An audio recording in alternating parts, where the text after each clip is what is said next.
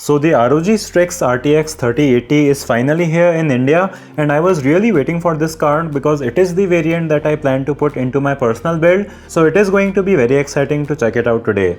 Hey guys, I am Siddharth and let's get started.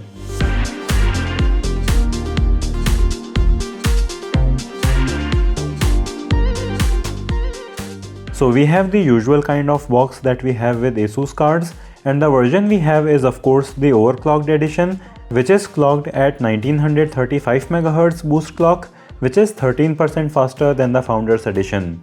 So quite a jump in performance there. At the back, we can see the special features it has, and we are going to talk about all of these. So let's get to unboxing it, and we get this thing called the ROG ruler, but I really don't understand the use for this. Then we get these ROG Velcro loops and hooks, and I am not being a fanboy here, that is the official naming on their website.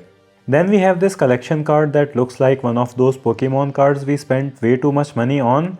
We get a thank you card, a speed setup manual that I have never read, and then I think that this is a sticker that you could add to your case or face if you're a really big fan. Finally, we reach to the main course for today, the GPU in this anti-static bag. So let's remove it. And here we can see the pure MLCC capacitors that these cards got praise for when this capacitor thing became a controversy. The GPU also has a dual BIOS with a performance mode and a quiet mode that you can switch between, and I think that the maximum clock speed stays the same in both modes, but the fans spin faster in performance mode, keeping the card cooler. The Strix model also has two 4-pin fan headers, so you can connect any case fans here, and this could actually be really useful in cases where you don't have enough fan headers on the motherboard or when they are difficult to reach. We really have many small plastic bits on the card that need to be removed, and this kind of takes some time to do. And now we can see this metal backplate with these aluminum accents that look quite good, and it's also quite thick, so it also absorbs and dissipates a lot of heat from the PCB. And here is how the bottom of this card looks with all these 90mm axial tech fans, and if you look carefully, the central fan actually has 13 blades while the other two have 11 blades, and the central fan also spins in the opposite direction to reduce air turbulence, which improves thermal performance. These fans also stop below 55 degrees Celsius, which is also a feature that I find to be almost essential these days.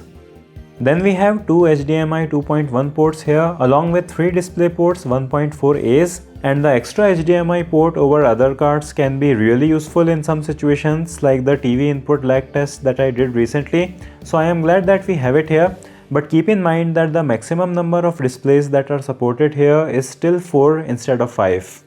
This back IO bracket is also made of stainless steel, which ASUS found important enough to point out. Then from the sides, we see the 2.9 slot or 58mm thickness of this card, and this really is a thick boy of a card with its massive heatsink that we will talk about. But here we can also see 3 8-pin connectors for power, which are a lot, but I really prefer this over 2 8-pin and 1 6-pin power connector configuration. This small space on the backplate should also let at least some air to pass through it to improve performance, and it looks pretty cool and makes connecting the fans easier here. Even on the front of this card, it has an ROG logo, but it will be upside down when you actually install it, so that is weird.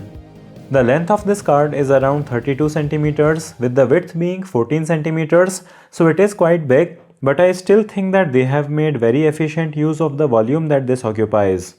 While the shroud of this card is plastic instead of metal, its silver accents are made of aluminum, but one additional feature here is that this steel bracket is screwed to the PCB, IO bracket and the shroud at multiple places, and it is there to prevent any kind of sagging, and we will see how much it sags soon. But other than that, ASUS also has what they call a max contact heat spreader plate, which is a very flat copper base plate, so it maximizes the contact to the GPU die, which improves the thermal transfer. The VRMs on this card are also really good. I won't be disassembling the GPU to show it to you, but they are really good, and this is our top of the line GPU, and we will also get to the thermal results soon. Also make sure that you are subscribed to the channel with bell icon, because we are going to play Cyberpunk 2077 with it, and we are going to check out its Nvidia specific features like DLSS and real-time ray tracing with 2nd generation RT cores. So now let's get to installing the GPU, and this is how it looks like after you install it in vertical orientation, and I have to say that it looks pretty great from the sides. I actually wasn't a fan of the older design that Strix card had, so I think that they really improved a lot with this new version. It doesn't look overly aggressive but also doesn't look boring, so I am pretty happy with it. And in addition to the obviously visible light bar, you also get a gradient effect on the fans, which also looks cool when you sync it with the rest of the components in your PC. And here is what it looks like in its full rainbow form for people who are into that kind of stuff.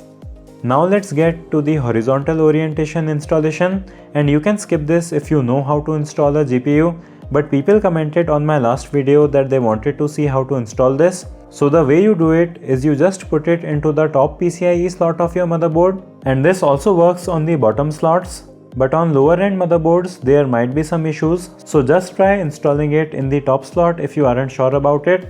Keep it perpendicular to the board and you may hear a click when you install it as the lock engages. Then you just install the PCIe power connectors, and we have 3 of them here, and that is mostly it. You can put your case's side panel and connect your monitors, and now it should work. Here we can see the RGB light bar in the horizontal orientation, and you can of course sync it using the Armoury Crate software, which also offers the ability to create advanced lighting effects. So from the sides, the card also looks pretty great, and the steel bracket really minimizes GPU sag, as we can see here. This card weighs around 1.5 kilograms, so it is really impressive to see how straight this is, even when you have the light set to rainbow spectrum. So if you are looking for a top tier RTX 3080, this model is of course a really great choice. The components and hardware that they have used is really great, and overall this is just a very well engineered card that really doesn't leave out anything and even adds some features that I haven't seen before, like fan headers. This is again 12 to 13% faster than the Founders Edition, and its board and the heatsink can handle this overclock very easily, so that is really amazing. And you also have a regular non-overclocked version if you want to go with that. I played Cyberpunk 2077 on it for 1 hour with VSync off, and it only reached to a temperature of 66 degrees Celsius with the fans reaching to a maximum of 1800 RPM, and it was audible, but it was still very quiet for the fan speed and performance we sustained, because it maintained its core clock of 1920 MHz, and I think that is just an amazing result. On the quiet mode, you may see the fans at lower speed with higher temperatures on the GPU, but personally I didn't find it to be loud enough to feel the need to switch to it. It does consume over 300 watts of power, so make sure that you have a PSU that can support it. It comes at a price point of $849 internationally, but due to availability and demand, you may find it for sale for much higher prices even internationally, and in India, this is currently at a price of 1.1 lakh rupees with a 1-month wait period. But Nvidia and Asus are obviously working on making this easily available at better prices, so hopefully we'll be able to see an improvement in this situation, and I'll of course have links to buy this in the video description so you can check the current price or buy it. So that was it for this video. Let me know what you think about this Strix OC version of the RTX 3080 in the comments below. Give this video a thumbs up if you liked it, or a thumbs down if you disliked it. Subscribe with bell, follow me on socials. Thanks for watching, and I'll see you in the next one.